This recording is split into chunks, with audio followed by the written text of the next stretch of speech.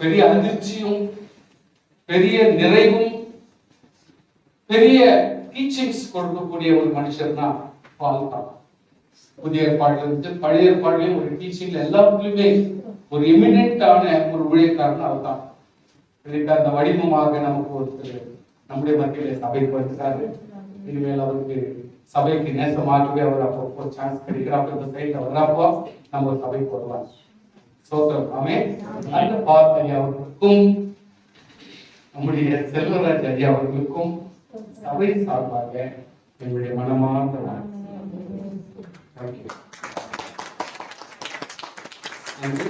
இந்த வேளையிலே பால் ஐயா அவர்கள் தான் மெசேஜ் கொடுப்பார்கள். ஆனால் செல்வராஜ் ஐயா விட்டுற முடியுமா? முடியாது. நம்ம உள்ளம் அப்படி விட்டு கொடுக்க முடியாது. அதனால அவர் மெசேஜ் கொடுக்க போறதுல அட்லீஸ்ட் ஒரு நியூ இயர் கிரீட்டிங்ஸோ உங்களுடைய வாழ்க்கை உங்களோட என்ன பேசணும் ஆசைப்படுற பேசிட்டோம்.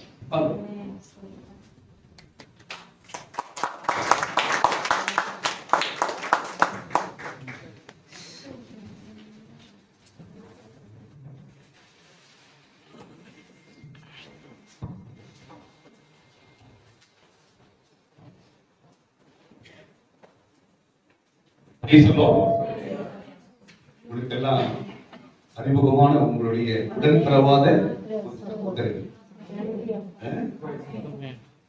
கிறிஸ்துவுக்குள் ஒரு குடும்பத்தில பிறந்தவனா இருக்க முன்னாடிக்கிறேன்.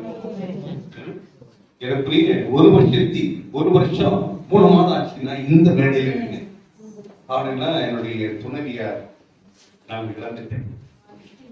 எனக்குரிய 11 மாதங்கள் அவங்க கேன்சர் அப்படின்னால அவங்க மதிப்பிட்டார். ஒரு சின்ன ஒரு இன்ஃபர்மேஷன் மட்டும் கொடுத்து நான் ஒரு காரியத்தை சொல்லி அவரை பேச வைக்கிறேன். இன்றைக்கு உலகத்தில் ஒரு பெரிய ஸ்தாபனம் இருக்கு, அதாவது சுகாதார மையம். வேர்ல்ட் ஹெல்த் ஆர்கனைசேஷன் என்ற ஒரு சுகாதார மையம் உலகத்தை முழுவதுமாக கண்காணித்து பாதுகாக்கணும், மனித இனத்தை பாதுகாக்கணும்ன்ற ஒரு நிலையில ஒரு அறிக்கையை கொண்டு வந்திருக்கிறார். சாதாரணமா கடந்த வருஷத்துல இஸ்ரேலுக்கும் பாலஸ்தீனத்துக்கும் காசா பட்டணத்துக்கும் அதை சுற்றி இருக்கக்கூடிய வளைகுடா நாடுகளுக்குள்ள ஒரு யுத்தம் நடந்துகிட்டே இருக்கு. அதுல 7 மாதத்துல 46,000 பேர் மரித்து போயிருக்காங்க. ஒரு அபாயகரமான யுத்த களமாகவே இந்த உலகம் மாறிக்கிட்டு இருக்கு. ஆனால் இந்த யுத்த களமான இந்த உலகத்துல தேவனாகிய கர்த்தர் உம்மை சுகத்தோடு, பலத்தோடு, ஆரோக்கியத்தோடு, குடும்பத்தோடு, கணவனோடு, பிள்ளைகளோடு இந்த பெருத்த பரிசுத்த சபையோடு இணைத்து பாதுகாத்துக் கொண்டிருக்கின்ற தேவனுக்கு நாம் நன்றி சொல்ல வந்தோம். அப்படித்தானே? நம்முடைய ஊனக் கண்களால தேவனை பார்க்க முடியாது, ஆனால் வார்த்தையின் வடிவிலே தேவனை தரிசிக்க முடியும். இந்த வேதாகமத்திலே ஒரே ஒருத்தர் தான் தேவனை தரிசித்திருக்கிறார்கள் என்று அது என்ன பண்ணுங்க பதிவு செய்யப்பட்டிருக்கிறது. அது புத்தகத்தை எடுக்காதீங்க. மார்க்கு எழுதின சுவிசேஷம் 14ஆம் அதிகாரத்துல நாம் படிக்கின்ற பொழுது கடைசி பகுதியில் பார்க்கலாம். மரிய மகதலேனா என்ற ஒரு பெண் இயேசு மரித்த 3வது நாள் இருட்டோட எழுந்து கல்லறை தோட்டத்தில் போகிறாள். என்ன போல பரிமள தைலத்தின் வர்க்கங்களை எடுத்துக்கொண்டு என்னை மீட்டெடுத்தவர், என்னை ரட்சித்தவர், என் பாவங்களுக்காக அவர் மரித்து என்னை ரட்சிப்பதற்காக நித்தியத்துக்கு அழைத்துச் செல்வதற்காக வேண்டி எனக்காக அந்த கல்லறையிலே உறங்கிக் கொண்டிருக்கின்ற அந்த தேவனுடைய பரிசுத்த சரீரத்திற்கு பரிமள தைலத்தை எடுத்துக்கொண்டு ஓடுகிறார். நடந்தது என்ன? கல் புரட்டப்பட்டிருக்கிறது. துடிக்கின்றாள், கதறுகிறாள், அழுகிறாள். ஒரு சத்தம், ஸ்திரீயே என்ற ஒரு சத்தம், அவள் கேட்டு பழகிய சத்தம். மரியாதை என்று சொல்கிறார். பிரபுனி என்று தன் உடனடியாக தன்னுடைய வார்த்தையை அங்கு சொல்லி தன் உறவை எங்க மேற்கொள்ளுகிறார். அந்த பரிசுத்தமான அந்த மகிமையின் சரீரத்தை கண்ட ஒரு மகளை போலதான் இந்த பலிபடத்திலே திருவிருந்துக்கு முன்பாக வந்திருக்கிறோம். அந்த தேவனை தரிசிக்க வந்திருக்கிறோம், தேவனோடு பேச வந்திருக்கிறோம், அவரோடு உறவாட கொண்டு வந்திருக்கிறோம். நிச்சயமாக அவரோடு வாழ்வதற்கு வேண்டிய அநேக காரியங்களை தேவனாகிய கர்த்தர் இந்த சபையிலே நமக்கு சொல்லிக் கொண்டு வருகிறார். ஐயா அவர்களே, இது சாதாரண சபை இல்லைன்னா நம்மள ஒவ்வொரு நாளும் ஒரு சிற்பியா நின்றுகிட்டு என்ன பண்ண தெரியுங்களா, ஒரு கூழாங்கல்லை எடுத்து ஒரு சிற்பி தன்னுடைய இஷ்டத்தின்படி ஒரு நூதனமான ஒரு வடிவத்தை கொடுத்து அதை அடைக்கு பார்க்கிற அப்படிப்பட்ட ஒரு சிற்பி தான் சபையினுடைய போதகர். ஒவ்வொரு குடும்பத்திற்கும் ஒவ்வொரு பிள்ளைகளுக்கும் பிறந்த குழந்தை என்று மறிக்க போகிற மூத்த மகனோடு கூட இணைந்து அவர்களை நித்தியத்திற்கு அழைத்து செல்வதற்கு அந்த நித்தியத்திற்கு தேவையான ஒழுக்க நன்மைகளை, ஆவிக்குரிய நன்மைகளை, ஆன்மீகமான காரியங்களை செதுக்கி வார்த்தைகளை சொல்லி நம்மை உருவாக்கி கொண்டிருக்கின்றார். ஆகவே அந்த குடும்பத்திற்கு நான் நன்றி சொல்லுவேன். இந்த பகுதியில் தேவனாகி கர்த்தர் ஒரு மனிதனை அழைத்து இதை செய்ய என்று சொல்லி பல வருடங்களாக இந்த பகுதியில் செய்யக்கூடிய அவருடைய பணி சாதாரண பணி அல்ல. தேவன் கொடுத்த ஒரு பணி. எவ்வளவு பாரம் இருந்தாலும், எவ்வளவு கஷ்டங்கள் இருந்தாலும், அடுத்தவள வரக்கூடிய நிந்தையான வார்த்தைகளா இருந்தாலும், அது தேவனுடைய சமூகத்தில் நின்று முழந்தால் படியிட்டு ஜெபித்து இந்த புதிய ஆண்டிலே நாம் வந்திருக்கிறோம். புதிய ஆண்டினுடைய திருவிழா அப்படி நம்ம எல்லோரும் புதுப்பிக்கப்பட வேண்டும். நம்மை நாம் மாற்றிக்கொள்ள வேண்டும். இன்றையிலிருந்து நான் என் தேவனாகிய கிறிஸ்துவினுடைய மகளாக, கிறிஸ்துனுடைய குடும்பமாக, கிறிஸ்துனுடைய சபையாக, கிறிஸ்துனுடைய வாலிபனாக, கிறிஸ்துனுடைய மாணவனாக, கிறிஸ்துவுக்கே சொந்தமானவனாக நான் வாழ்வதற்கு தான் இந்த திருவிருந்து என்பதை நாம் மறந்துவிடக்கூடாது. அல்லேலூயா. அதனாலதான் யோவேலுடைய புத்தகத்தை கொஞ்சம் திருப்புங்க. ஒரு வசனத்தை சொல்றானே, யோவேலுடைய புத்தகம் 2ஆம் அதிகாரம் 13வது வசனத்திலே ஒரு நம்மை சிந்திக்க வேண்டிய, யோசிக்க வேண்டிய, அதிலே நாம் உடன்பட வேண்டிய வசனமாக இருக்கிறது. நீங்கள் உங்கள் வஸ்திரங்களை அல்ல, உங்கள் இருதயங்களை கிழித்து தேவனாகிய கர்த்தரிடத்தில் திரும்புங்கள். இரக்கமும்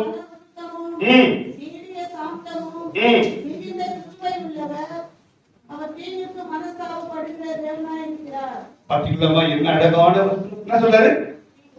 உங்களுடைய வஸ்திரங்களை கிழிக்காதீங்க. பாவ சரீரமான நம்மை பாவம் அறியாத கல்வாரி சிலுவையிலே மரித்து நம்முடைய பாவங்களை அவருடைய ரத்தத்தினால் கழுவி நம்மை தூய்மைப்படுத்தி மனவாட்டிகளாக மாற்றிய அந்த தேவனாகிய கர்த்தர் சொல்கிறார், உங்கள் வஸ்திரங்களை கிழிக்காதீங்க, உங்கள் இருதயங்களை கிழியுங்கள் என்றார். அண்ணால் கிழித்தால் மலடியாய் இருந்த அந்த மகளுக்கு என்ன கொடுத்தாருங்க? எப்படி கொடுத்தாருங்க? முதல் குழந்தையை கொடுத்தார். அந்த குழந்தை என்ன பண்ணாங்க? எடுத்த தீர்மானத்தின்படி ஆலயத்திற்கிறோம் என்ன பண்ணிட்டாங்க? விட்டுட்டாங்க.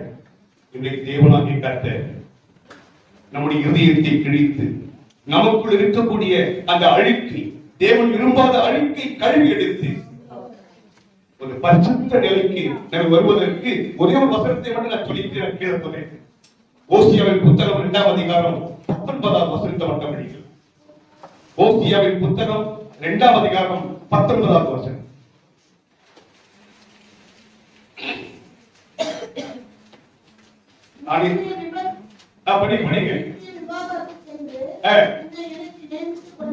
உங்களை நித்திய விவாகத்துக்கென்று எனக்கு நியமித்துக் கொள்வேன். நியாயமும் உருக்கமும் அப்படியே கீழே படிவா, உண்மையாய் எனக்கு நியமித்துக் கொள்வேன். நீ கர்த்தரை அறிந்து கொள்வாய். அல்லேலூயா, அல்லேலூயா. பழைய ஏற்பாட்டு காலத்துல தீர்க்க தரிசன புத்தகங்கள்ல யோவேல் என்ன சொன்னாரு? உங்கள் இருதயங்களை கிழித்து வாங்கன்னு சொன்னாரு. இங்க என்ன சொல்றாரு? ஓஸ் என்ன சொல்றாரு? உங்களை நித்திய விவாகத்துக்கு என்று. விவாகம் என்ன? விவாகம் என்ன தமிழ்ல? திருமணம். அப்படின்னா என்ன தெரியுங்களா? இயேசு கிறிஸ்துவினுடைய மணவாட்டிகளாக மாறுங்கள். நீங்கள் என்னுடைய சொந்த ராஜ்யத்துக்கு சேர வேண்டிய பிரஜைகள். நீங்கள் ஒருவரும் கெட்டு போகாத படிக்க தன் மகனை கொடுத்த, அதாவது யோவான் எழுதின புத்தகம் பார்த்தா படிக்காதீங்க. 3ஆம் 14ஆம் என்னை விசுவாசிக்கிற எவனோ அவன் கெட்டு போகாமல் நித்திய ஜீவனை அடைவதற்கு அவரை தன்னுடைய மகனாகிய இயேசுவை தந்தருளின அந்த அன்பான தேவனை தான் இந்த நாம் துதிக்க வந்திருக்கிறோம். அவருடைய சரீரத்தையும் அவருடைய ரத்தத்தையும் நாம் அதில் பங்கு கொள்ள வந்திருக்கிறோம். இந்த பரிசுத்தமான வேளையில நான் கொடுத்த அந்த 3 வசனங்களை மனப்பாடம் பண்ணிக்கங்க. நான் என் தேவனாகிய கிறிஸ்துவுக்கு மனவாட்டியாக அவருடைய மடியை நான் ஒதுங்க வேண்டும். அவர் மார்பிலே சாய்ந்திருக்க வேண்டும். அவர் கொடுக்கின்ற ஒவ்வொரு காரியத்திலும் நான் முழுமையாக அவர் விரும்புகிறபடி வாழ்ந்து அந்த நித்திய பயணத்திற்கு நம்மை அழைத்து செல்லுகின்ற ஒரே ஒரு வழி சபை கற்றுக் கொடுக்கின்ற பாடங்கள் தான்.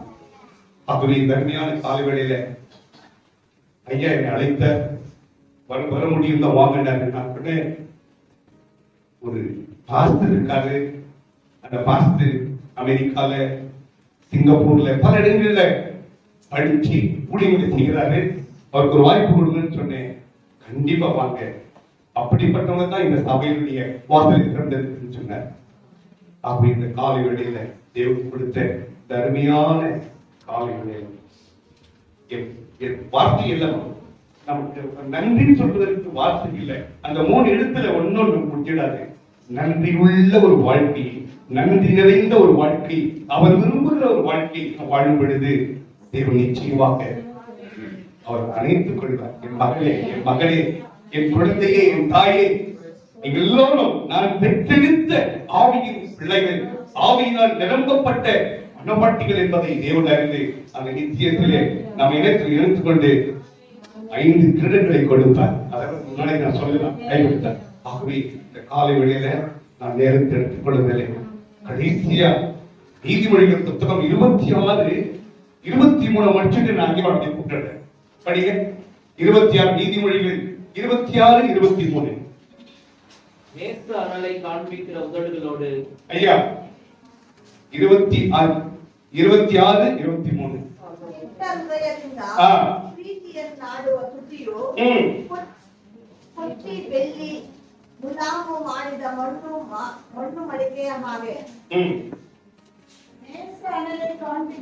நேசனலை காண்பிக்கிற உதடுகளோடு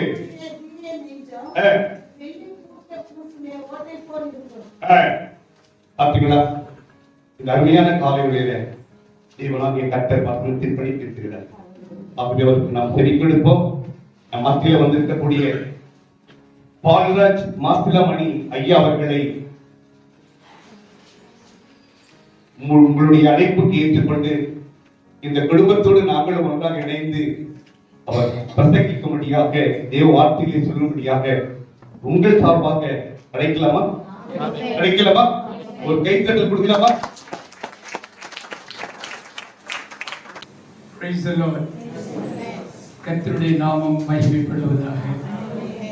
திருச்சபையின் போதகருடைய தலையாய கடமை அவர் ஒரு சிறந்த சிற்பி என்று ஐயா செல்வராஜ் அவர்கள் சொன்னது எனக்கு ஞாபகப்படுத்தினது போல் இருந்தது.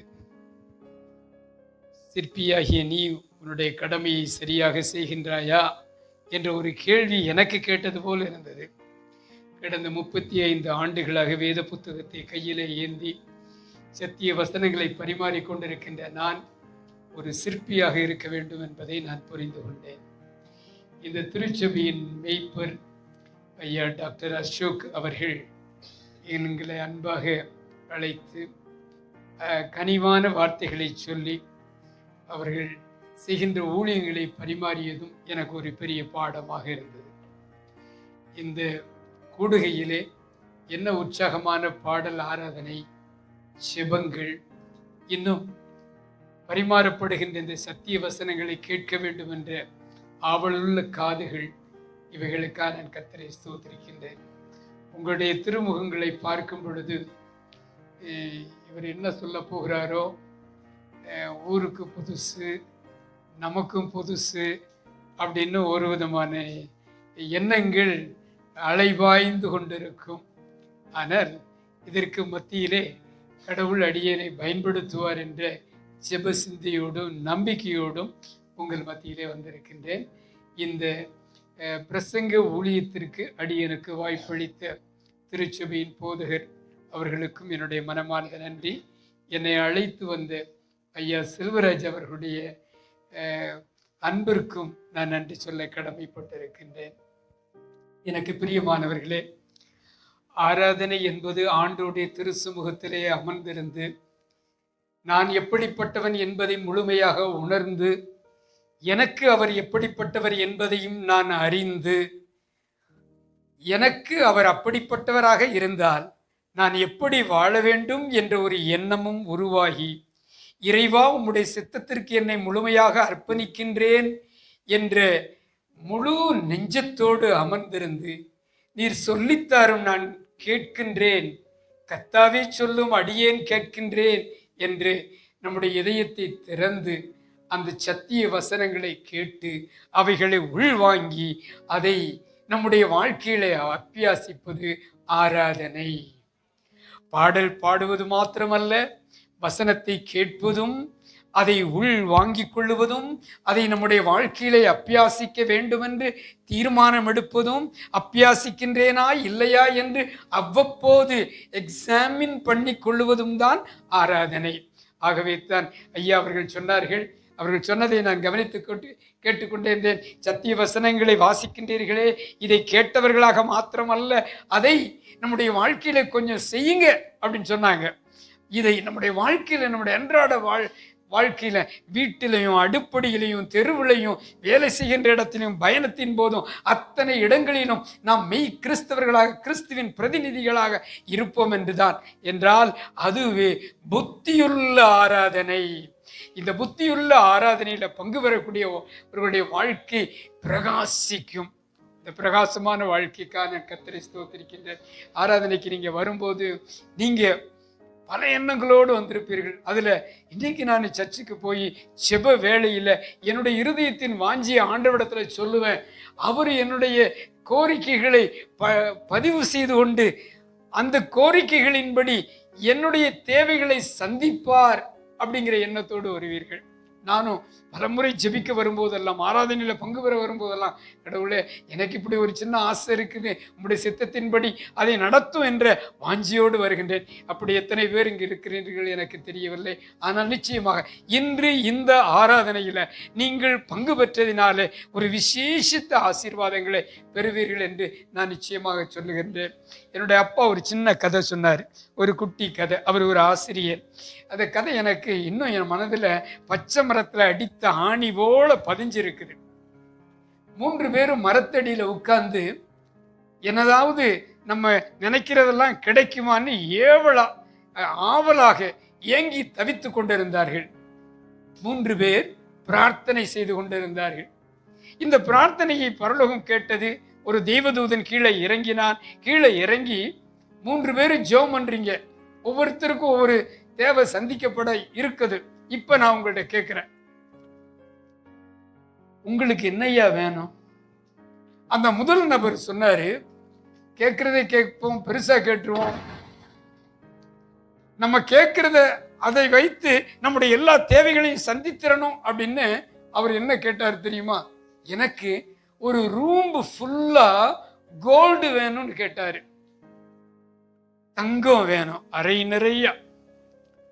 இதை பார்த்த அடுத்தவர், உங்களுக்கு என்ன வேணும்னு சொன்ன உடனே, எனக்கு ஐயோ தங்கத்தை கேட்டுட்டான், மிச்ச மீதி அடுத்தது வெள்ளி தான் இருக்குன்னு, எனக்கு ஒரு ரூம் ஃபுல்லா வெள்ளி வேணும்னு கேட்டாரு.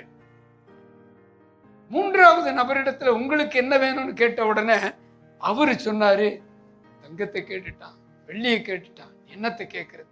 அந்த 2 ரூம் உடைய சாவி வேணும்னு கேட்டாரு. It's a smart prayer. அந்த 2 ரூம் உடைய சாவி, வெள்ளியும் கிடைச்சிருச்சு, தங்கமும் கிடைச்சிரும். இந்த இடத்துல நீங்க இங்க கூடி இருக்கிறீங்க, நீங்க என்ன கேட்கிறீங்க என்பதை பரலோகம் பதிவு செய்து கொண்டிருக்கின்றது. என்ன கேட்கணும் என்பதை இந்த செய்தி முடியும் போது நீங்கள் புரிந்து கொள்ளுவீர்கள் என்ற ஜெபத்தோடு நான் வந்திருக்கின்றேன். 2025 ஆண்டுகளுக்கு முன்பதாக யோவான் நதிக்கரையிலே, அந்த யோர்தான் நதிக்கரையிலே யோவான் ஸ்நானகன் பிரசங்கித்துக் கொண்டிருந்தான். விரியன் பாம்பு குட்டிகளே, வரும் கோபத்திற்கு உங்களை தப்புவிப்பது யாரு? மனம் திரும்புங்கள், மனம் திரும்பி கர்த்தருடைய சமூகத்தில் வாங்க என்று அழைக்கின்றார். அவனுடைய எச்சரிப்பின் செய்தியை கேட்டவர்கள் மனம் திரும்புகிறார்கள். அவன் அண்டை நெருங்கி வருகின்றார்கள். ஒவ்வொருவராக ஞானஸ்தானம் பெறுகின்றார்கள். தண்ணீருக்குள் இறங்கி ஞானமுழுக்கு பெற்று திருமுழுக்கு பெற்று கரையேறுகின்றார்கள். எங்களுடைய வாழ்க்கை பழையவைகளாக இருக்கக்கூடிய கூடாது, அது புதியவைகளாக மாற வேண்டும் என்று தீர்மானம் எடுக்கின்றார்கள். அப்படி அவன் ஞானஸ்தானம் கொடுத்து கொண்டிருக்கும் பொழுது தூரத்திலே ஒரு நபர் வருகின்றார். அவர் நெருங்குகின்றார். அவர் தண்ணீருக்குள் இறங்குகின்றார். யோவானிடத்தில் வந்து எனக்கும் ஞானஸ்தானம் கொடு என்று கேட்கின்றார். உடனே யோவான், ஐயோ, உம்முடைய பாதரட்சியின் வாரை அவிழ்ப்பதற்கு கூட எனக்கு தகுதி இல்லையே, நீர்தானே எனக்கு ஞானஸ்தானம் கொடுக்கணும், என்னிடத்துல ஞானஸ்தானம் கேட்கிறீங்களே. அப்ப அவரு சொன்னாரு, எல்லா நீதியையும் நிறைவேற்றுவதற்கு இது ஏற்றதாக இருக்கிறது, நீ எனக்கு முதலாவது ஞானமுழுக்கு கொடு என்று கேட்டார். வற்புறுத்தப்பட்ட அந்த யோவான் இயேசுவுக்கு ஞானஸ்தானம் கொடுத்தார். இந்த இயேசுவை பற்றி யோவான் சொல்லும் போது, நம் மத்தியில் ஒருவர் இருக்கிறார், அவரை நானும் அறியாதிருந்தேன். அவர் என் அண்டையிலே வந்து அவர் என்னிடத்தில் கேட்டபோது நான் தப்ப முடியாமல் அவருக்கு ஞானமுழுக்கு கொடுத்தேன். அவர் கரை ஏறினார். கரை ஏறின உடனே வானத்திலிருந்து ஒரு சத்தம் கேட்டது. அந்த சத்தத்தோடு நான் சற்று உன்னிப்பாக கூர்ந்து கவனித்தேன். பரிசுத்த ஆவியானவர் புறாவை போல் அவர் தோள் மீது வந்து அமர்ந்தார். அந்த வானகத்திலிருந்து நான் கேட்ட அந்த சத்தம், இதோ என் நேசகுமாரன், இவர் மீது பிரியமாயிருக்கிறேன் என்று வானமே இவரை குறித்து சாட்சி சொல்லிவிட்டது. நான் எத்தனையோ ஆயிரக்கணக்கான பேருக்கு ஞானஸ்தானம் கொடுத்தேன், ஆனால் இவர் வித்தியாசமானவர். இவர் வரும்பொழுதே இவருடைய தோற்றமும் நடையும் இவர் என்னிடத்திலே செய்த அந்த சம்பாஷணையும் வித்தியாசமாக இருக்கிறது. இவருக்கு ஞானஸ்தானம் கொடுத்தேன். அவர் கரையேறின உடனே வானம் பரலோகம் அவரை குறித்து சாட்சி பகர்ந்தது. பரிசுத்த ஆவியானவர் அவர் மீது இறங்கினார். இதையெல்லாம் சொல்லிட்டு அங்க கூடியிருந்த கூட்டத்தை பார்த்து யோவான் சொல்லுகின்றார், இவர் உலகத்தின் பாவத்தை சுமந்து தீர்க்கின்ற தேவாட்டுக்குட்டி. மாத்திரமா, நான் சிறுகவும் அவர் பெருகவும், இவருக்கு முன்பாக நான் குப்பை, நான் ஒன்றுமில்லை. எனக்கு முன்பாக அவர் பெரியவர், அவர் மகத்துவமானவர். அவர் உலகத்தின் பாவத்தை, சாதாரணமானவர் அல்ல. என் பாவத்தை மாத்திரமல்ல, உலகத்தின் பாவங்களை சுமந்து தீர்க்கின்ற தேவ ஆட்டுக்குட்டி. ஒரு ஆட்டுக்குட்டி அடிக்கப்படணும் என்பதை இயேசு அடிக்கப்படுவதற்கு 3.5 ஆண்டுகளுக்கு முன்பதாக இந்த தீர்க்கன் உரைத்து விட்டான். அந்த இயேசு எல்லாருடைய கண்ணு முன்னாலேயும் அறிமுகப்படுத்தப்பட்டவராக தன்னுடைய ஊழியத்தை ஆரம்பிக்கிறாரு. சரி, நான் கடந்து போகிறேன். அந்த இடத்தை விட்டு கடந்து போகும்போது அவரை குர்ன்னு 2 பேரும் பார்த்துக்கிட்டே இருந்தாங்க. அந்த பார்த்து கொண்டே இருந்த 2 பேரு அவரை பின்பற்ற ஆரம்பித்து விட்டார்கள். வேதத்தை புரட்டிக் கொள்வோமா? யோவான் 1 அதிகாரம். இயேசு நடந்து போகிறதை அவன் கண்டு, இதோ தேவ ஆட்டுக்குட்டி என்றான். 37வது வசனம், 1 அதிகாரம் 37வது வசனம். அவன் அப்படி சொன்னதை அவ்விரண்டு சீஷரும் கேட்டு இயேசுவுக்கு பின் சென்றார்கள். அந்த 2 சீஷர் பேர் இங்கே குறிப்பிடப்படவில்லை. இயேசுவுக்கு பின் சென்றார்கள். இயேசு திரும்பி அவர்கள் பின் செல்லுகிறதை கண்டு, 38வது வசனம், இயேசு திரும்பி அவர்கள் பின் செல்லுகிறதை கண்டு, என்ன தேடுகிறீர்கள் என்றார். அதற்கு அவர்கள், ரபி, நீர் எங்கே தங்கி இருக்கிறீர் என்று கேட்டார்கள். ரபி என்பதற்கு போதகர் என்று அர்த்தமா? தன் பின்னால வரக்கூடிய அந்த 2 சீஷர்கள் அவர்களுடைய கண்ணை பார்க்கிறார் இயேசு, அவர்களுடைய உள்ளத்தை பார்க்கின்றார். ஏதோ உங்களுடைய மனதுக்குள்ள ஒரு தேடுதல் இருக்கிறது. இந்த தேடுதலை நான் புரிந்து கொண்டேன். என்ன தேடுகிறீர்கள்? உடனே அவரிடத்தில் சொன்ன பதில் என்ன தெரியுமா? நீர் எங்கே தங்கி இருக்கிறீர்? நான் ஒரு கேள்வி கேட்கிறேன், கேள்விக்கு பதில் தானே சொல்லணும். அந்த பதில் சொல்லுவதற்கு பதிலாக மறுபடியும் ஒரு கேள்வி கேட்டால், நீங்கள் என்ன தேடுகிறீர்கள்? நீர் எங்கே தங்கி இருக்கிறீர்? அப்ப இந்த சீடர்களுடைய தேடுகை என்ன? எதை தேடுகிறார்கள்? இவர் யார்? எங்கே இருந்து வந்திருக்கிறார்?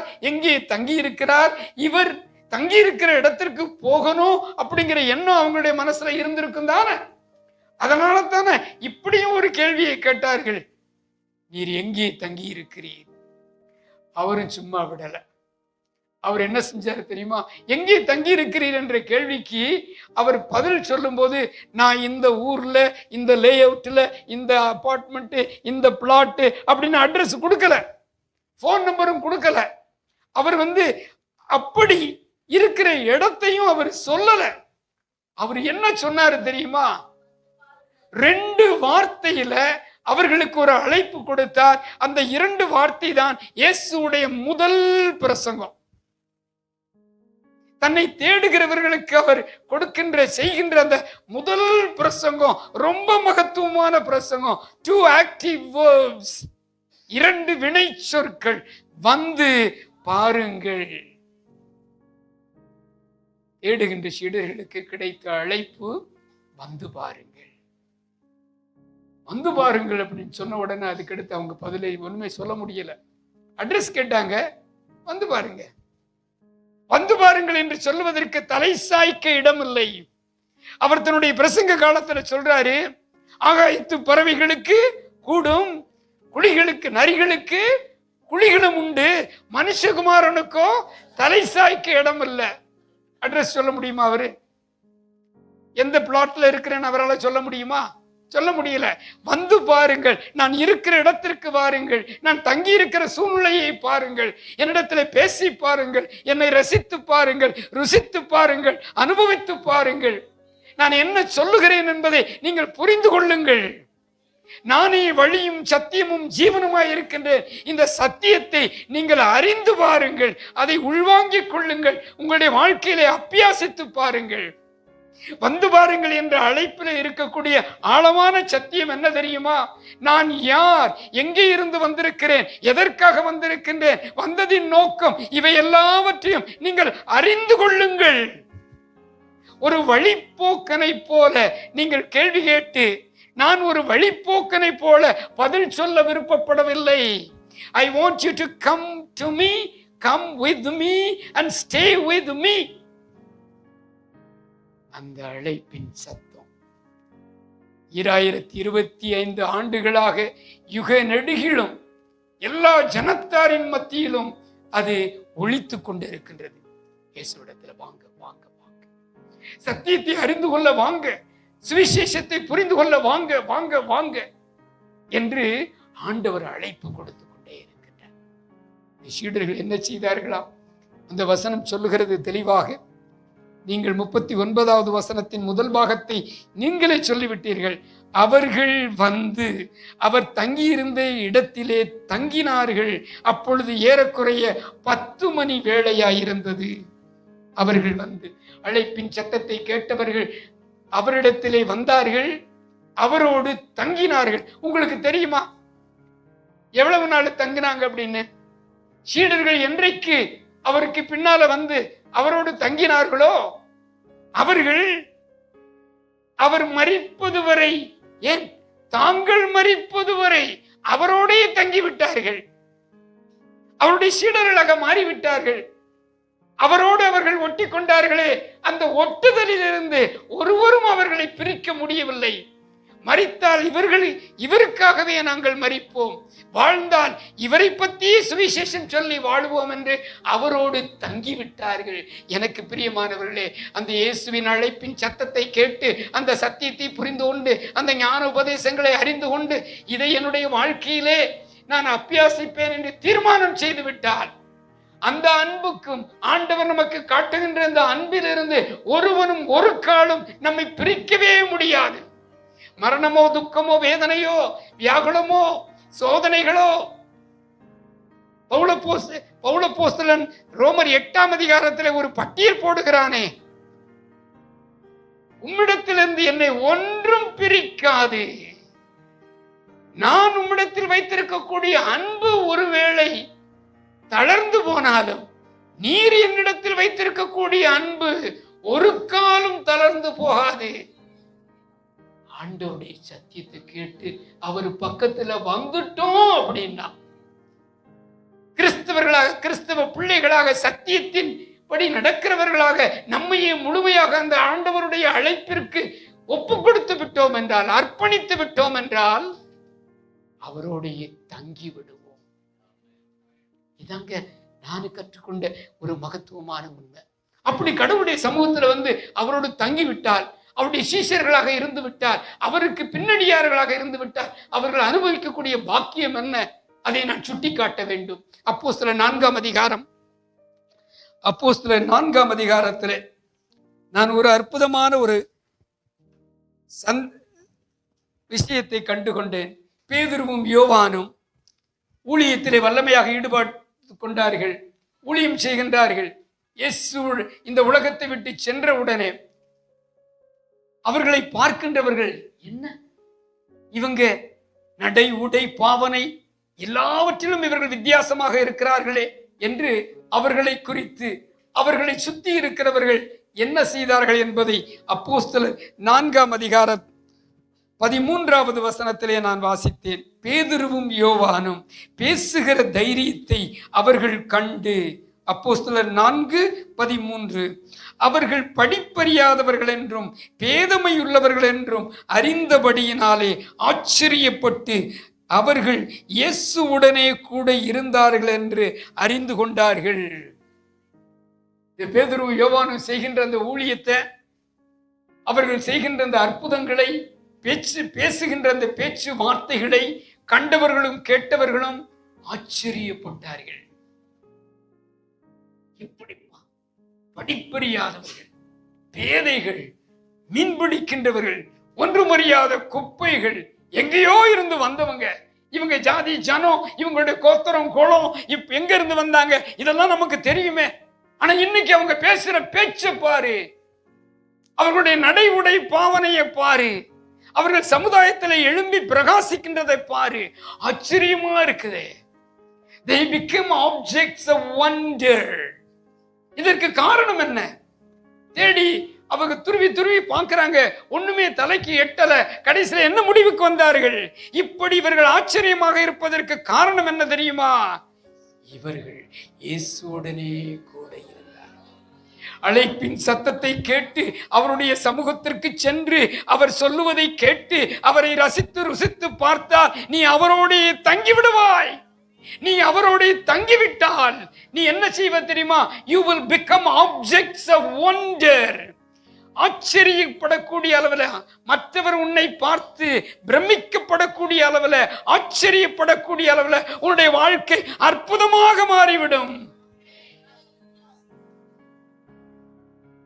மற்ற ஒரு மனிதனை பற்றி உங்களுக்கு சொல்ல வேண்டும். இந்த சமுதாயத்தில், அந்த ஊர்லேயே மிக கேவலமாக நினைக்கப்பட்ட ஒரு மனிதன். அவன் தொழில் அப்படிப்பட்ட தொழில். அவன் வளர்த்தியில் மாத்திரம் குள்ளன் அல்ல, அவனுடைய எண்ணங்களிலும் சிந்தனைகளிலும் செயல்களிலும் அவனுடைய போக்குவரத்திலும் அவன் குள்ளன். அவனை பார்க்கும் பொழுது இவனை நம்ம கூட்டத்திலே சேர்த்துக்கிற கூடாது.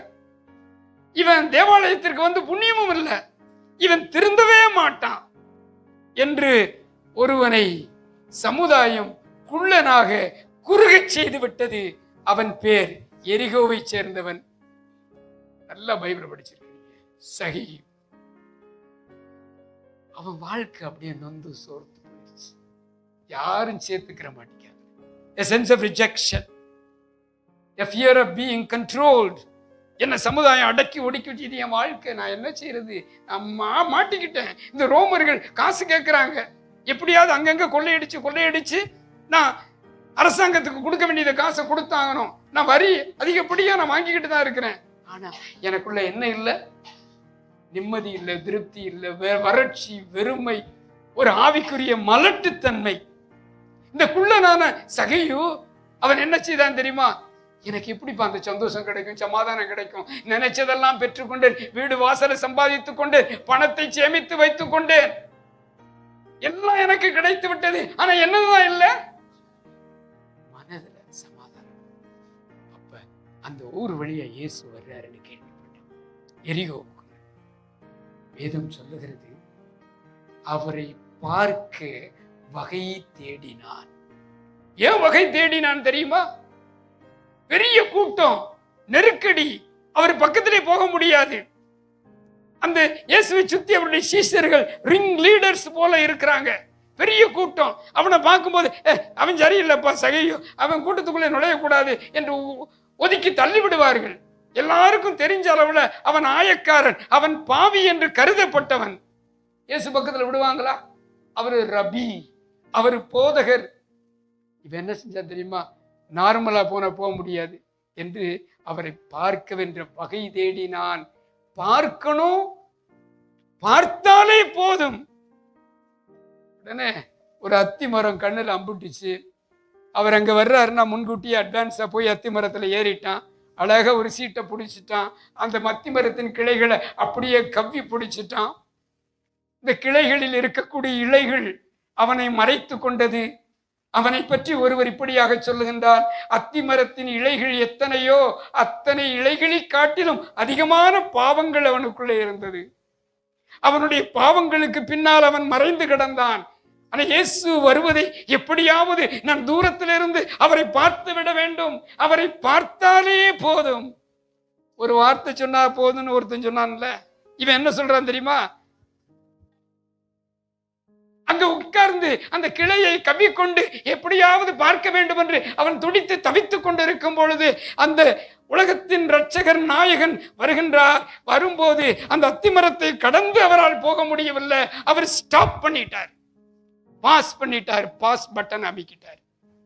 ஒருவேளை பரலோகம் அந்த இயேசுவை நடத்தி கொண்டு வந்திருக்கும் என்றால் அவரை இயக்குகின்ற அந்த தேவதூதர்கள் அங்க ஒரு பாஸ் பட்டன் அமைக்கி இருந்திருப்பாங்க. அத்திமரத்துக்கு கீழே அவர் நின்னுட்டாரு. நின்று, சகையு, நான் உன் வீட்டுக்கு வரேன், கீழே இறங்கி வா. I would like to have a dinner with a sinner. பாவியுடைய வீட்டில் நான் சாப்பிட போறேன். அந்த நொடி பொழுதுல என்ன நடக்குது என்று தெரியவில்லை. அவன் என்ன செய்தான் தெரியுமா? உடனே குதித்தான், அவர் பக்கத்துல வந்தான், அவருடைய கையை பிடிச்சான். வாங்க, என் வீட்டுக்கு வாங்க. இந்த உலகத்துல, இந்த சமுதாயத்துல எத்தனையோ பேர் மத்தியில நான் வாழ்ந்து கொண்டிருந்தேன். என்ன ஒரு வயலும் மதிக்கல, என்ன ஒண்ணுக்கு உதவாத குப்பை என்று ஒதுக்கி தள்ளும் போது என் ஆண்டவர் நான் இருக்கின்ற இடத்துல வந்து என்னை பார்த்து இந்த வீட்டுக்கு ரட்சிப்பு வந்தது என்று சொல்லக்கூடிய அளவுல நான் உன் வீட்டுக்கு வர்றேன் அப்படின்னு சொன்னாரே.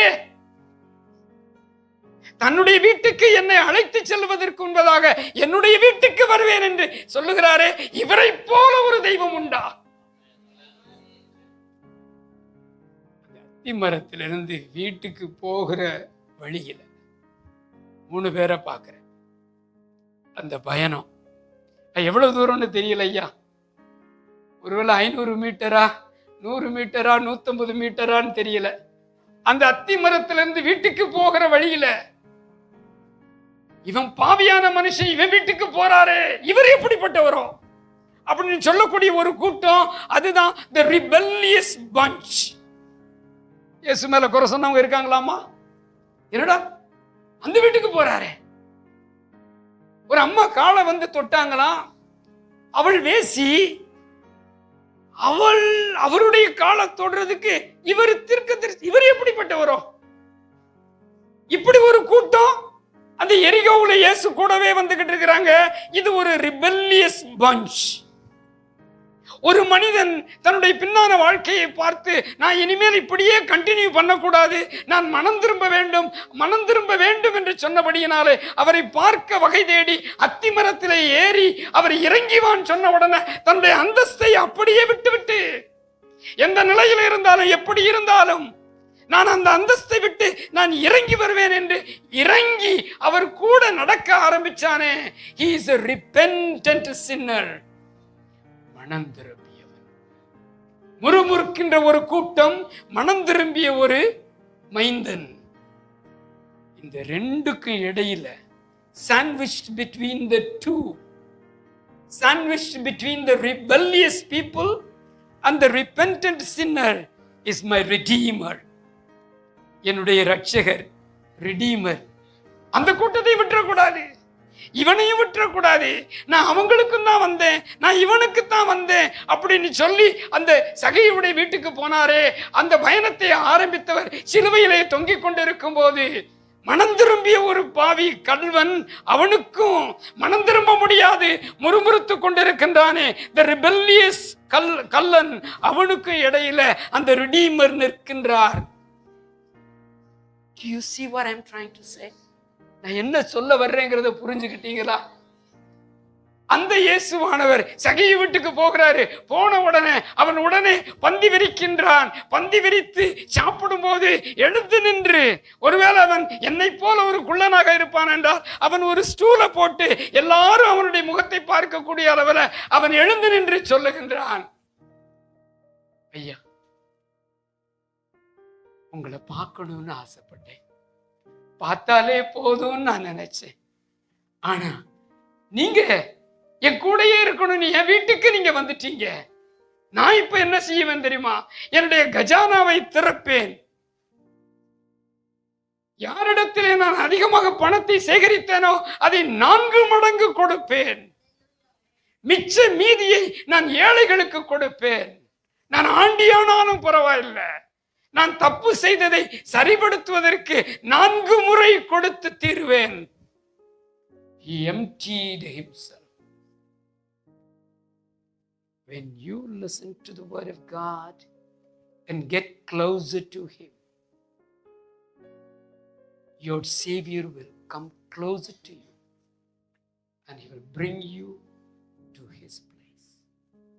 என் ஆண்டவர் என்னை அவருடைய வீட்டுக்கு கூட்டிட்டு போறதுக்கு முன்னால என் வீட்டுக்கு வந்து, என் உள்ளத்திற்குள்ள வந்து, என் இல்லத்திற்குள் வந்து என்னை கழுவுகின்ற தெய்வம்.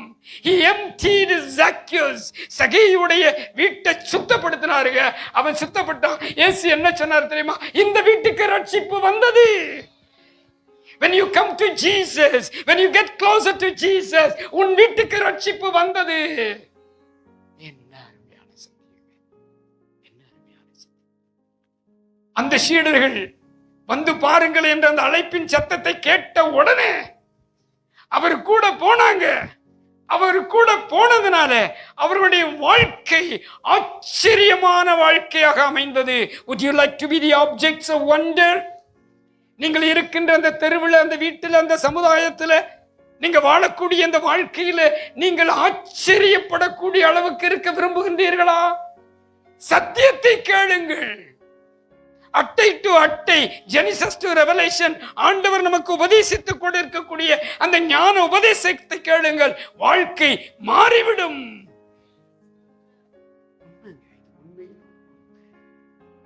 உண்மையிலும்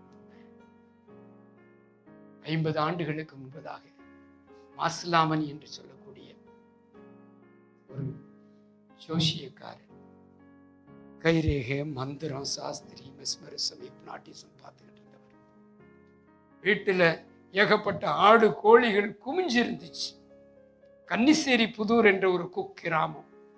9 பிள்ளைகளை காப்பாத்துறதற்கு அவர் ஒரு ஆசிரியராக இருந்தா கூட அந்த வேலையை செய்ய வேண்டியது இருந்துச்சு. பிசாசுகளோடு தொடர்பு, மரித்தவர்களோடு தொடர்பு, வீட்டுக்கு வந்த அத்தனை பேருக்கும் சுகம் கிடைக்கும்னு அத்தனை மந்திரம் எல்லாம் செய்து. ஒரு நாள் ஒருவர் வீட்டை தட்டி, கதவை தட்டி இந்த வேத புத்தகத்தை திறந்து இந்த சத்தியத்தை சொன்ன உடனே மாசில்லாத மணியாக மாறிவிட்டார். அது எங்க அப்பா, அது எங்க அப்பா. சத்தியம் வீட்டுக்குள்ள வந்துச்சு. அவர் இயேசு கிட்ட வந்தாரு. வாழ்க்கை மாறிச்சு. அவருடைய வாழ்க்கையை பார்க்கும்போது மாசிலாமணி வீட்டை சுத்தி இருக்கக்கூடிய அண்ணன் தம்பிமார்கள், இவனா 9 பிள்ளைகளை பெத்து போட்டு எப்படி வளர்க்கறதுனே தெரியாம இருந்தார். இப்ப பார்த்தா ஒரு புள்ள கனடாவில் இருக்குது, ஒரு புள்ள ஆஸ்திரேலியாவில் இருக்குது, ஒரு புள்ள அமெரிக்காவில் இருக்குது, ஒரு புள்ள சிங்கப்பூர்ல வேலை செஞ்சுக்கிட்டு இருக்குது. அவர் வீட்டில் உள்ள எல்லா பிள்ளைகளும் முன்னேறிட்டாங்க, நம்ம இருக்கிற இடத்துல அப்படியே தான் இருக்கிறோம் என்று எங்களை சுத்தி இருக்கிறவர்களுக்கு புத்திக்கு எட்டாத அளவுக்கு நாங்கள் சமாதானத்தை அனுபவித்துக் கொண்டிருக்கிறோம். I have a brother who is a pastor in Dubai. வளைகுடா நாடுகளில் போதகராக என்னுடைய அண்ணன் ஒருத்தர் இருக்கிறார். எனக்கு ஒரு அண்ணன் இருக்கிறாரு. அவர் மதுரை பக்கத்தில் மாஸ்டராக வேலை செஞ்சு ரிட்டையர்ட் ஆகிவிட்டார். நான் சிங்கப்பூர்ல வேலை செய்தேன். 3 பேரும் 3 நாடுகள், அத்தனை பொம்பளை பிள்ளைகளும் ஒவ்வொரு நாட்டுல. இந்த முன்னேற்றத்துக்கு காரணம் என்ன? இந்த ஆசீர்வாதத்திற்கு காரணம் என்ன? இருட்டடைஞ்ச ஒரு வீட்டுல, தப்பறையான உபதேசத்திற்கு கீழே முடங்கி கிடந்திருந்த அந்த வீட்டுல இவ்வளவு ஒரு முன்னேற்றத்திற்கு காரணம் என்ன அப்படின்னா, வந்து பாருங்கள் என்று ஒரு ஊழியக்காரன் வீட்டை தட்டி அழைத்ததுனால, அந்த அழைப்பின் சத்தியத்தை கேட்டு ஆண்டவருடைய சமூகத்துல போனதுனாலங்க. இப்படி கடவுளுடைய சத்தியத்தை கேட்டுட்டோம் நம்மள சும்மா இருக்க முடியுமா? Can you keep quiet? யோவான் 1ஆம் அதிகாரத்தை புரட்டி கொள்ளுங்கள். அதுல அந்த 2 சீடர்கள் இயேசுவோடு போய் அங்க கூடவே தங்கினாங்கல்ல. அந்த தங்கின சீடர்கள் தாங்கள் கண்டது, கேட்டது, ரசித்தது, ருசித்தது, தங்கள் வாழ்க்கையில அனுபவித்தது, இவைகளில் ஒன்றையும் தங்களுடைய உள்ளத்திலே அவர்களால் அடக்கி வைக்க முடியவே இல்லை. அந்திரேயா ஓடி போனான், பேதுருவிடத்துல சொன்னான், நான் மேசியாவை கண்டுகொண்டேன் அப்படின்னா. பேதுரு என்ன சொன்னான் தெரியுமா? நீ கண்டுகொண்ட மேசியாவை நானும் காண்பேன் என்று சொல்லி இயேசுவிடத்துல போன உடனே இயேசு அந்த பேதுருவே நீ கல்லாயிருக்கின்றாய், நீ உறுதியாக இரு, உரமாக இரு, உன்னை வைத்து இந்த திருச்சபையை கட்டுவதற்கு நான் தீர்மானம் எடுத்து விட்டேன் என்று கரடு முரணான பேதுருடைய வாழ்க்கையை அவர் செதுக்கி, அந்த மகா சிற்பி அவனை செதுக்கி அவனை பக்குவமுள்ள ஒரு வல்லமையான ஒரு ஊழியக்காரனாக மாற்றினார். எனக்கு பிரியமான நண்பர்களே, நான் பேசுவது உங்கள் காதுகளிலே விழுகின்றதா? When you come to Jesus and when you get to know Jesus, your life is no longer the usual way. It's not business as usual. It is much more different. You will make a distinctive difference in the society where you are put in. எங்கு அழைக்கப்பட்டிருக்கின்றாயோ அங்கே you will make a distinctive difference. நான் அறிந்து கொண்ட இயேசுவை நான் என் மனதிற்குள்ளே வைத்துக் கொள்ள முடியுமா? ஜாக் பூனன் என்ற ஒரு பிரசங்கியை நீங்கள் கேள்விப்பட்டிருப்பீர்கள். இந்த பட்டணத்துல பெங்களூர்ல இருக்கிறார். அவருடைய செய்தியை நான் ஒரு முறை கேட்டபோது அவர் சொன்னார், ஒரு மெழுகுபத்தியை எடுத்துக் கொள்ளுங்கள், அதிலே தீபம் ஏத்துங்கள், லைட் த கேண்டில். இந்த மெழுகுபத்தியை ஒரு இருட்டறைக்கு எடுத்துட்டு போங்க, அது என்ன கொடுக்கும்? வெளிச்சம். இல்ல அந்த மெழுகுபத்தி தீபத்தோடு இருக்கக்கூடிய அந்த மெழுகுபத்திய ஒரு போட்டோ எடுங்க, அந்த போட்டோவை கொண்டுட்டு போய் ஒரு இருட்டறைக்குள்ள கொண்டு போங்க, வெளிச்சம் வருமா? கலர் போட்டோ எடுத்தா, room size, life size, the best artist கூட்டிட்டு வந்து அந்த மெழுகுபத்திய போட்டோ எடுத்து பெயிண்டிங் எடுத்து அந்த பெயிண்டிங்கை ஒரு இருட்டறைக்குள்ள கொண்டுட்டு போனா.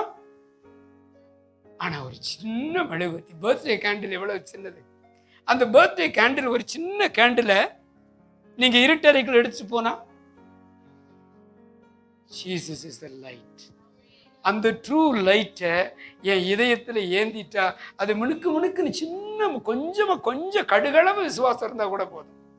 அது என்ன செய்யும் தெரியுமா? அதை சுத்தி பிரகாசமா இருக்கும், அதை சுத்தி வெளிச்சமா இருக்கும். ஆனா ஏகப்பட்ட படிப்பு படிச்சு, எத்தனையோ master degree, bachelor degree, doctorate degree, எத்தனை படிப்பும் படிச்சு அதை சுத்தி வெளிச்சம் இல்லை இருந்துச்சுன்னா அது இயேசு அல்ல, அது மெய்யான வெளிச்சம் அல்ல, அது போட்டோகிராஃபி ஆஃப் ஜீசஸ். ஊழியக்காரனாய் எனக்கு கிடைச்ச பாடம், உன் உள்ளத்துக்குள்ள இயேசு வந்துட்டாரா? உன் உள்ளத்துக்குள்ள இயேசு வந்து விட்டாரா? அந்த வந்து விட்ட இயேசு உன் உள்ளத்துக்குள்ள இருக்கான்னா முகம் வெளிச்சமா இருக்கும், உன்னை சுத்தி வெளிச்சமா இருக்கும், நீ பிரகாசமா இருப்ப, நீ மற்றவர்களுக்கு ஊழியம் செய்வ, நீ ஆண்டவரை பத்தி சொல்ல போவ. அப்ப அவர் கூட போய் அந்த இயேசு பக்கத்துல போய் உட்கார்ந்த உடனே அந்த சீஷர்கள் அந்த வெளிச்சத்தை பற்றி கொண்டார்கள், பெற்றுக்கொண்டார்கள். ஐ அம் த லைட் என்று சொன்னாரு. அந்த லைட் எங்க உள்ளத்தை பத்திக்கிருச்சு. அப்ப என்ன செஞ்சாங்க தெரியுமா? அவங்க போய் மற்றவர்களிடத்தில் சத்தியங்களை சொல்ல ஆரம்பித்து விட்டார்களாம். அப்ப பிலிப்பு என்று சொல்லுகிறவன் அத்திமரத்தடியிலே உட்கார்ந்து இருக்கக்கூடிய நத்தானியலை பார்த்து, மேசியா வந்துட்டாரு, அது எப்படி நாசரேத்துல இருந்து வருவாரு? நாசரேத்துல எதுவும் நல்ல காரியம் வராதே அப்படின்னு சொன்ன உடனே வந்து பாரும் என்றான். இருக்குதாம்மா பைபிள்ல? இல்ல கதை விடுறேனா? நத்தானியல் என்ன சொன்னா? நத்தானியல் பிலிப்பு என்ன சொன்னா? நாசரேத்திலிருந்து ஒரு நல்லதும் கிடையாது. நான் படிச்ச தியாலஜி, என்னுடைய ஆர்குமெண்ட், என்னுடைய பிலாசபி எனக்கு எட்டின அளவுக்கு நாசரேத்திலிருந்து நல்லது ஒண்ணுமே வராது. அப்ப பிலிப்பு நத்தானியிடத்துல என்ன சொல்லுகிறான்? வந்து பாரியா, எப்படி என் ஆண்டவர் என்னை வந்து வார் என்று அழைத்தாரோ அப்படியே நானும் போய் மற்றவர்களிடத்துல வந்து வார் என்று அழைப்பு கொடுப்பேன். அந்த சமாரிய ஸ்திரீ தண்ணி எடுப்பதற்கு யாக்கோபின் கிணற்றண்டைக்கு வருகிறாள். கதை தெரியுமில்ல? யோவான் 4ஆம் அதிகாரத்தில் அந்த யாக்கோபின் கிணற்றண்டையில 2 வெற்று குடங்களை நான் பார்க்கின்றேன். ஒரு வெற்று குடம் ஆத்ம தாகத்தோடு நிற்கிறது. யாராவது வரமாட்டாங்களா?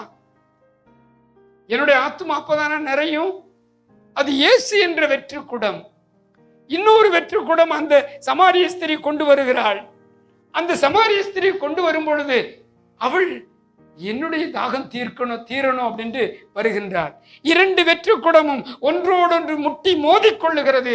அதுதான் தெய்வீக சம்பாஷணை என்று சொல்ல விரும்புகின்றேன். இந்த சம்பாஷணையில இயேசு ஜீவ தண்ணீரை கொடுக்க விரும்புகிறார். அந்த ஜீவ தண்ணீரை வார்த்து விட்டால் அவருடைய வெறுமை நிரம்பிவிடும். இவள் தன்னுடைய தாகம் தீர்வதற்கு அவள் ஏக்கத்தோடு வெற்று குடத்தை கொண்டு வருகிறார். இவளுக்கு தண்ணீர் கிடைத்து விட்டால் இவளுடைய தாகம் தீரும், அவளுடைய குடமும் நிரம்பிவிடும். 2 வெற்று குடங்கள் அங்கே சம்பாஷணை செய்யும் போது என்ன நடந்தது தெரியுமா? அவர் கொடுத்த ஜீவ தண்ணீரை அவள் ருசித்தாள். ருசித்த உடனே என்னுடைய வாழ்க்கையின் அந்தரங்கங்கள் எல்லாவற்றையும் மேஜையிலே அவர் வைத்து விட்டாரே. என்னுடைய வாழ்க்கையின் அந்தரங்கங்கள் எல்லாவற்றையும் அவர் சொல்லிவிட்டாரே. இவர் சாதாரணமான மனிதன் அல்ல, இவர் மேசியா, இவர் தீர்க்கதரிசி என்பதை அவள் தன்னுடைய ஞான கண்களால் உணர்ந்தாள். ஊனக்கண்ணால் ஒரு மனிதனை பார்த்தேன், அவன் யூதன் என்று அறிந்தேன், அவன் ஆண் என்று அறிந்தேன். அவனை பார்த்து நான் கேலி செய்தேன், கிண்டல் செய்தேன். உன்னிடத்துல தண்ணியை எடுக்கிறதற்கு எந்த பாத்திரமும் இல்லையே, இது யாக்கோபின் கிணறு, இதை விடவா நீ பெரியவன் என்று நினைத்தேன். அது என்னுடைய ஊனக்கண்களின் கணிப்பு. ஆனால் சற்று உம்மோடு நான் அமர்ந்திருக்கும் பொழுது நீர் வார்த்த அந்த ஜீவ தண்ணீரை நான் பருகிய போது என்னுடைய ஞான கண்கள் திறந்தது. நீர் தீர்க்கதரிசி என்று பார்க்கிறேன், நீர் மேசியா என்று பார்க்கிறேன் என்று அவள் என்ன செய்தால் தெரியுமா? சோத்திரமா, அந்த இடத்திலேயே குடத்தை வைத்துவிட்டு அந்த இடத்திலே தன்னுடைய வாழ்க்கை, தன்னுடைய பட்ஜெட், தன்னுடைய புரோகிராம், தன்னுடைய அஜெண்டா, தன்னுடைய வாழ்க்கையின் அத்தனை காரியங்களையும் அந்த இடத்திலே ஸ்டாப் பண்ணி, போதும், இது எனக்கென்று நான் நன்மைகளை தேடி திரிந்தது போதும், எல்லாவற்றையும் அவர் பாதத்திலே வைத்துவிட்டு அவர் ஊருக்குள்ளே ஓடுகிறார். ஊருக்குள்ள ஓடி என்ன சொன்னால்? இருக்கா ஐயா பைபிள்ல? இருக்குதா? நான் ஒருத்தன் என்கிட்ட பேசிட்டு இருந்தாரு, அவரு மேசியாதானா, வந்து பாருங்கள், வந்து பாருங்கள் என்று அவர் கொடுத்த அழைப்பிற்கு செவி கொடுத்து அவர் பக்கத்துல போனா என் வாழ்க்கை அற்புதமாக மாறும் என்பது ஒரு பக்கம். இந்த அற்புதமான வாழ்க்கையை நான் எனக்குள்ளே அடக்கிக் கொள்ள மாட்டேன், அதை பரிமாறுவேன் என்ற ஏக்கதாகம் எனக்குள்ளே உருவாகும் என்பது மறுபக்கம். இவள் வந்து வாருங்கள் என்றார். எத்தனை பேருமா வந்தாங்க? ஊரே வந்துருச்சுங்க, ஊரே வந்துருச்சு, பெரிய கூட்டம். ஒரு கூட்டம் சமாரிய பட்டணத்துக்குள்ள இருந்து வெளியே வருது. இன்னொரு கூட்டம், அந்த இயேசுடைய சீடர்கள் 12 பேர் இருந்தாங்கல்ல, சாப்பிட போன சாப்பாடுறாமாங்க. இயேசுவை தன்னந்தனியா கிணத்தண்டையில உட்கார வச்சுட்டு பொட்டலம் வாங்குறதுக்கு போயிருக்காங்க. இயேசுவுக்கு சாப்பிட்டுட்டு அவங்க பொட்டலத்தோடு திரும்பி வர்றாங்க. திரும்பி வந்த உடனே அவரை இயேசுவை பார்த்து சொல்லுகிறார்கள், ஐயா நாங்க சாப்பிட்டுட்டோம், நீங்களும் சாப்பிடுங்க, நல்ல சுட சுட பிரியாணி கொண்டு வந்திருக்கேன். இயேசு சொன்னார், நான் சாப்பிட்டேன்ப்பா.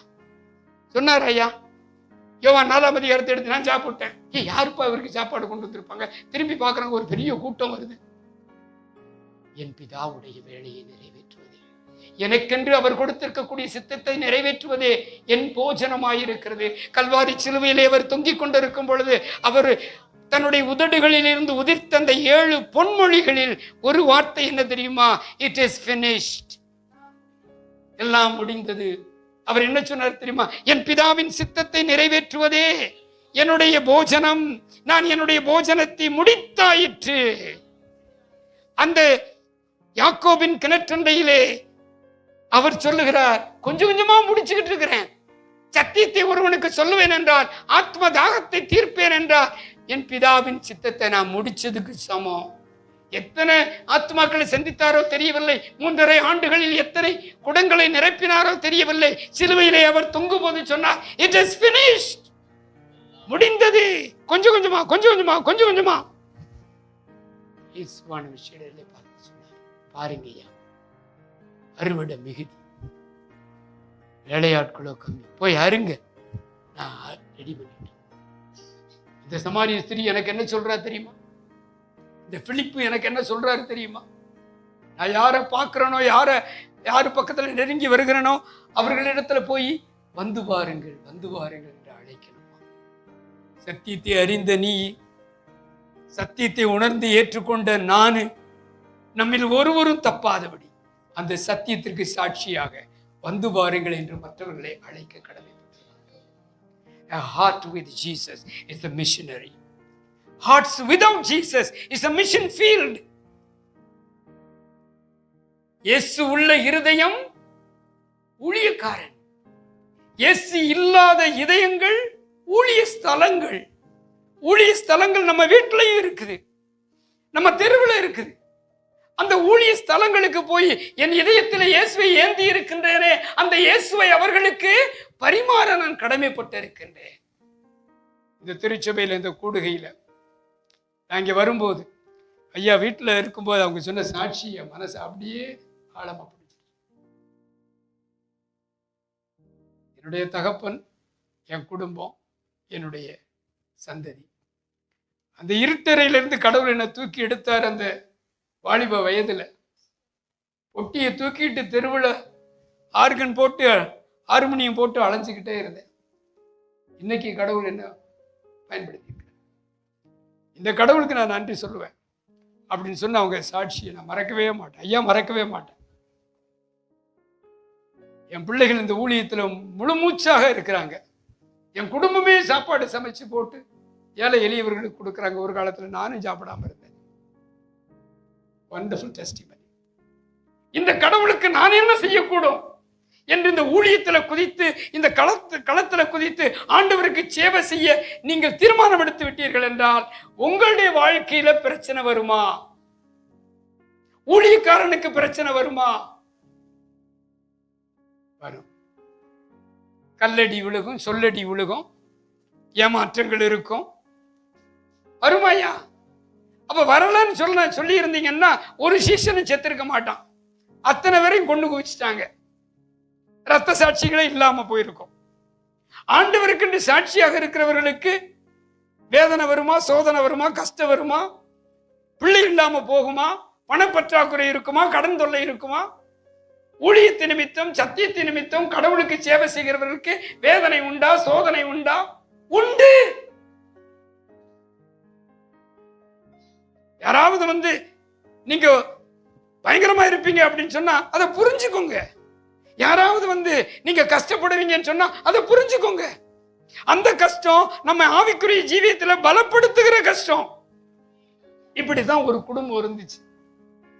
வந்து பாருங்கள் என்று சொன்ன உடனே அவருடைய அழைப்பின் சத்தத்தை கேட்டு அவருக்கு பின்னாலேயே போய் அவருடைய சுவிசேஷத்தெல்லாம் அறிஞ்சு கொண்ட ஒரு குடும்பம் இருந்துச்சு.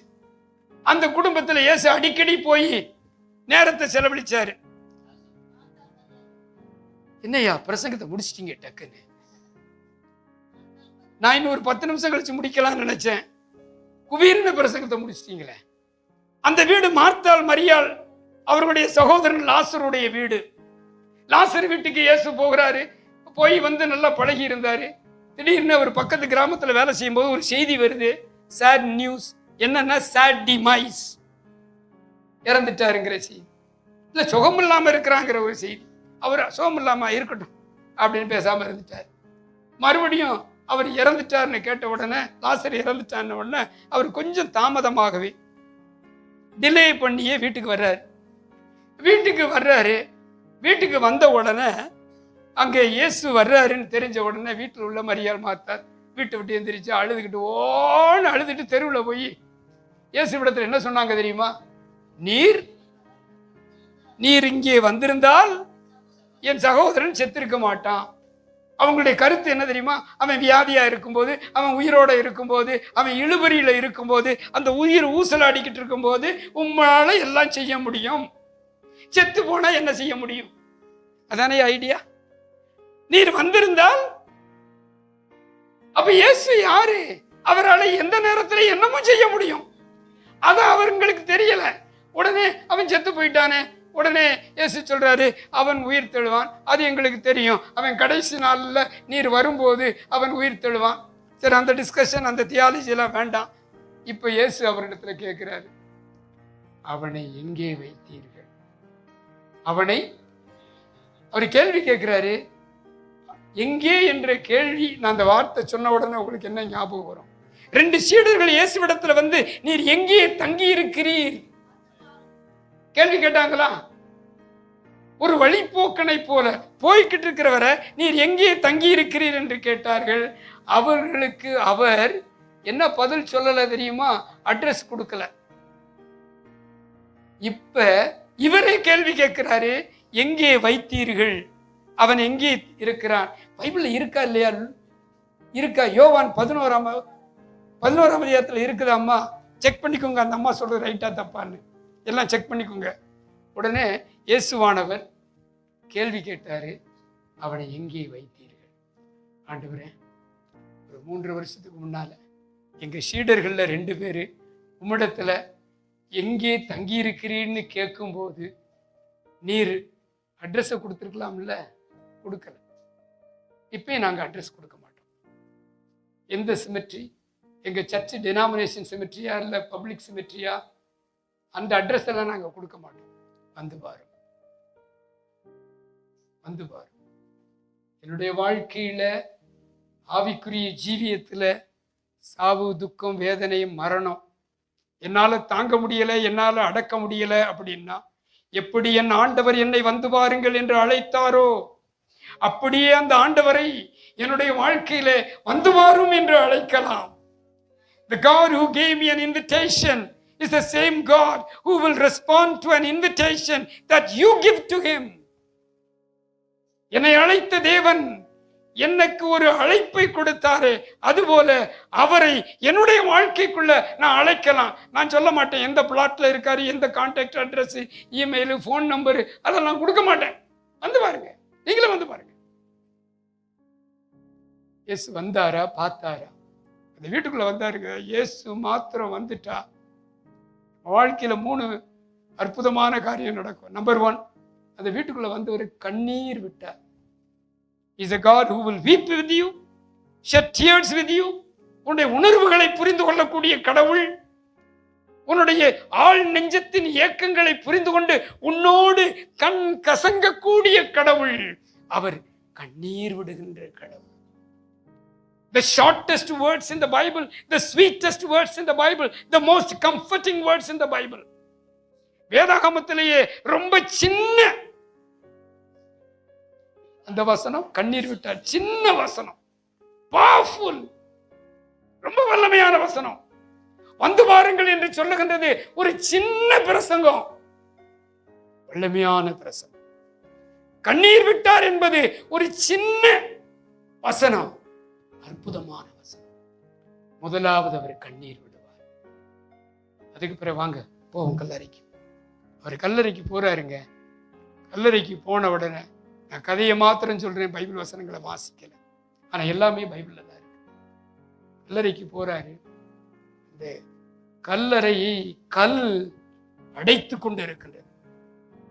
சாவுக்கும் ஜீவனுக்கும் இடையே தடையாக அந்த கல், அது ஒரு கதவாக இருக்கிறது. அவர் பார்த்து சொல்றாரு, என்ன நின்னுகிட்டு இருக்கிறீங்க?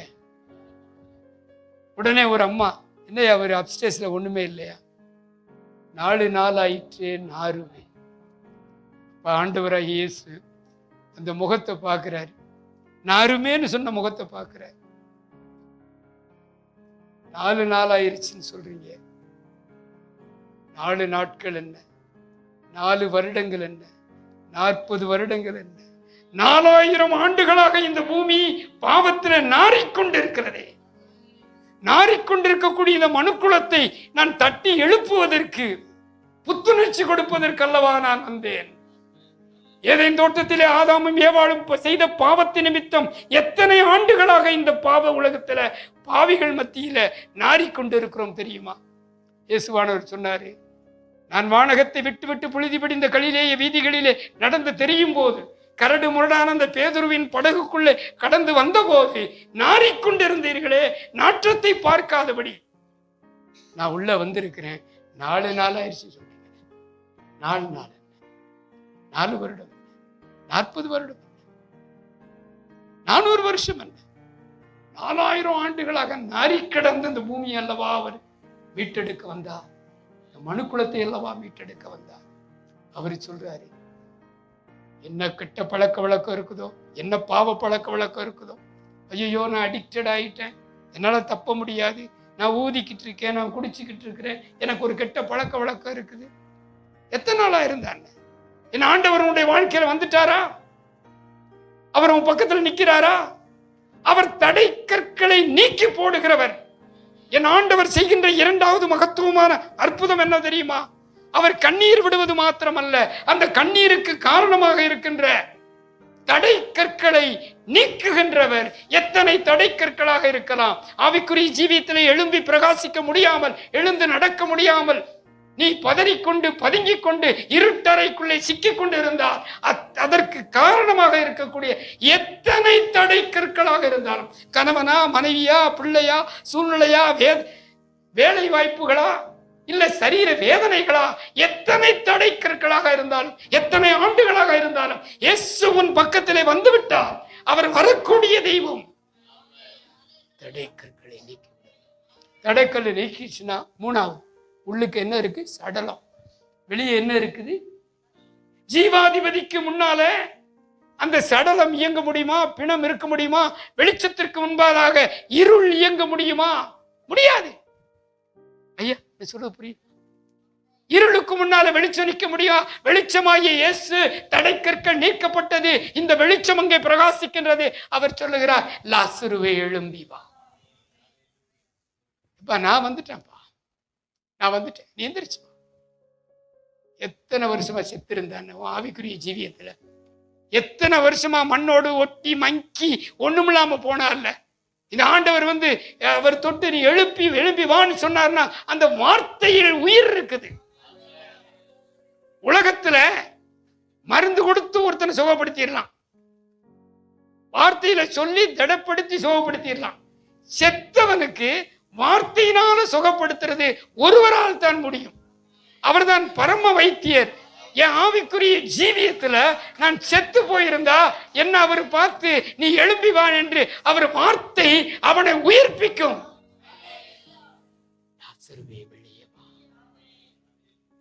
என்னை அழைக்கிறவர் அவர்தான். உன் வீட்டுக்கு நான் வந்தேன்யா, நான் வந்ததின் நோக்கம் உனக்கு 2வது அழைப்பு கொடுப்பதற்காக. அந்த முதல் அழைப்பு வந்து வார் என்று சொல்லுவதற்கு, 2வது அழைப்பு என்கிட்ட வந்து அது நிமித்தம் கொஞ்சம் சோர்வடைஞ்சு போயிட்டேன்னா நான் மறுபடியும் வந்து நான் ஒன்று, லாசருவே வெளியே வா, வெளியே வருகின்ற நீ என் பக்கத்துல வா, என்னோடு கூட வா அப்படின்னு அழைக்கிறவன் என் தேவன், அழைக்கின்ற தேவன். ஒரு 40 ஆண்டுகளுக்கு முன்பதாக கல்லூரியில, இறையியல் கல்லூரியில நான் படித்துக் கொண்டிருந்தேன். பாம்பே பக்கத்துல போனா நாங்கள் தங்கியிருந்த அந்த மென்ஸ் ஹாஸ்டல், அது 3rd ஃப்ளோர். ஒரு குறிப்பிட்ட நேரத்தில் பாத்ரூம் போவோம், குளிக்க போகிறது வர்றது. அப்போ வழக்கமாக போகிற டைமில் என்னுடைய குளியல் அறைக்கு பக்கத்தில் மற்றும் ஒரு நண்பர், அவர் ஒரு நாள் அந்த டேப்பை திறந்து தண்ணி விழுந்து அப்படி குளிச்சுக்கிட்டு இருக்கும்போது அவர் வித்தியாசமான ஒரு பாட்டு பாடினார். எனக்கு என்னடா இவர் என்னைக்கு இருந்தால் அந்த லேட்டஸ்ட் ஹிட்டு அதான பாடுவார், சினிமா பாட்டு.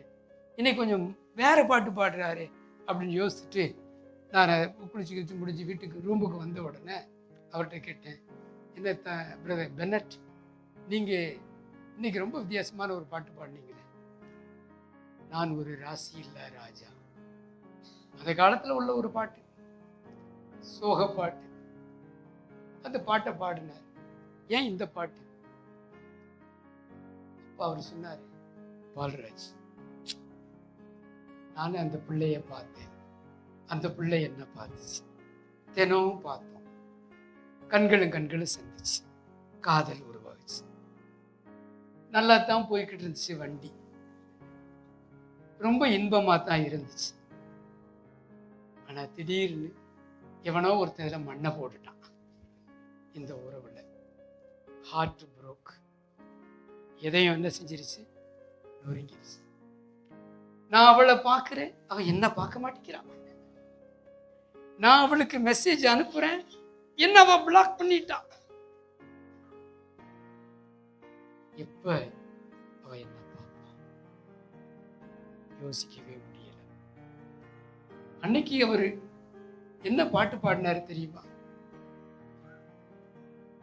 அந்த நான் ஒரு ராசி இல்லா ராஜா அப்படிங்கிற பாட்டை பாடிட்டு, பாரும் தந்தையே என் உள்ளத்தில் வந்து பாரும் உள்ள அலங்கோலத்தை மனம் நொந்து மருளுகிறேன், தேவா இரக்கம் செய்ய மாட்டீரா. வாரும் தந்தையே என் உள்ளத்தில் வந்து பார் உள்ளலங்கோலத்தை மனம் நொந்து தேவா இரக்கம் செய்ய மாட்டீரோ. ஞாபகம் இருக்கு அந்த பாட்டு, பழைய காலத்து பாட்டு. அப்பதான் எனக்கு பரிசுத்தத்தை நான் கேட்கிறேன். ஏன்னா என் இதயம் அங்கெங்க பார்த்து சுத்தம் இல்லாம போயிடுச்சு. சுத்தம் இல்லாம போனதுனால தோல்வியும் ஏமாற்றமும் போயிடுச்சு. இந்த சோக கதையை நான் யார்கிட்ட சொல்லுவேன்? யார்கிட்ட சொன்னாலும் கேட்பாங்களா? கேட்க மாட்டேன். யார்கிட்ட தான் நான் சொல்லணும்? அவர்கிட்ட நான் என்ன சொல்லலாம்? பாரும் தந்தையே என் இதயத்துக்குள் வந்து பாரும் உள்ள அலங்கோலத்தை மனம் நொந்து மருளுகிறேன். எனக்கு பிரியமானவர்களே, அந்த பாத்ரூம்ல குளித்து கொண்டிருந்த அந்த மகன் அன்று பாடிய அந்த பாடலின் வரிகள் என் இதயத்தை தொட்டுச்சு. அன்னைக்கு நான் இந்த வசனத்தை வாசிச்சேன். எப்படி என் ஆண்டவர் என்னை அழைத்தாரோ, வந்து பாருங்கள் என்று அழைத்தாரோ, எப்படி அவருடைய அழைப்பின் சத்தத்தை கேட்டு அவருக்காக நான் ஊழியக்காரனாக இருந்தேனோ, என்னுடைய தனிப்பட்ட வாழ்க்கையில நொந்து சோர்ந்து களைத்து போய்விட்டேன் என்றால் நானும் இந்த ஆண்டவரை பார்த்து வந்து பாரும் என்று அழைக்கலாம். வந்து பாரும் என்று நான் அழைக்கும் போது அவர் என்ன செய்வார் தெரியுமா? வருவாரு. அவர் வந்து என் இதயத்தின் ஆழத்தில் இருக்கக்கூடிய அத்தனை கேடுபாடுகளையும் நீக்கி போட்டு நான் கெஞ்சுகின்ற அந்த பரிசுத்தத்தை அவர் கொடுப்பாரு. என்னை சுத்தமானாக மாற்றுவாரு. மீண்டும் ஒரு ஜீவனை கொடுப்பாரு. உயிர் மீட்சியை நான் பெற முடியும். என் அன்புள்ள ஆண்டவரே, உம்முடைய நாமம் மகிமைப்படுவதா. நாங்கள் கெஞ்சி கேட்டதையெல்லாம் அள்ளி தந்தீரப்பா. நாங்கள் யாராக விரும்ப வேண்டும் என்று ஆவலோடு உம்மிடத்துல கேட்டோமோ அதை எங்களுக்குள்ளே நீர் ஆக்கி விட்டீரையா. உமக்கு நன்றி. உம்முடைய அழைப்பின் சத்தத்தை கேட்டு இந்த பிள்ளைகள் வந்திருக்கின்றார்கள். வந்தவர்கள் மற்றவர்களையும் இயேசுவை வந்து வாருங்கள் என்று அழைக்கின்றார்கள். இவர்களுடைய வாழ்க்கையில, இவர்கள் செய்கின்ற ஊழியத்துல, இந்த ஆவிக்குரிய ஜீவியத்துல ஏதாவது பலகீனங்கள் இருக்கும் என்றால், மரணத்திற்கு ஏதுவான துக்கங்களோ, ஆவிக்குரிய மரணமோ சாவோ இருக்கும் என்றால், என் ஆண்டவரே இந்த உள்ளங்களுக்குள்ளே வந்து வாரும். எப்படி நீர் அழைத்தீரோ அப்படியே நாங்களும் உம்மை அழைக்கின்றோம். வந்து வாரும் ஐயா, வந்து வாரும் தகப்பனே. ஆசீர்வதி இந்த திருச்சபையை, ஆசீர்வதி இந்த திருச்சபையின் மெய்ப்பனையும் அவருடைய குடும்பத்தையும் ஆசீர்வதியும். ஆசீர்வதி, ஆசீர்வதி. இயேசுவின் நாமத்தில் சிவங்கேளும் நல்ல பிதாவே.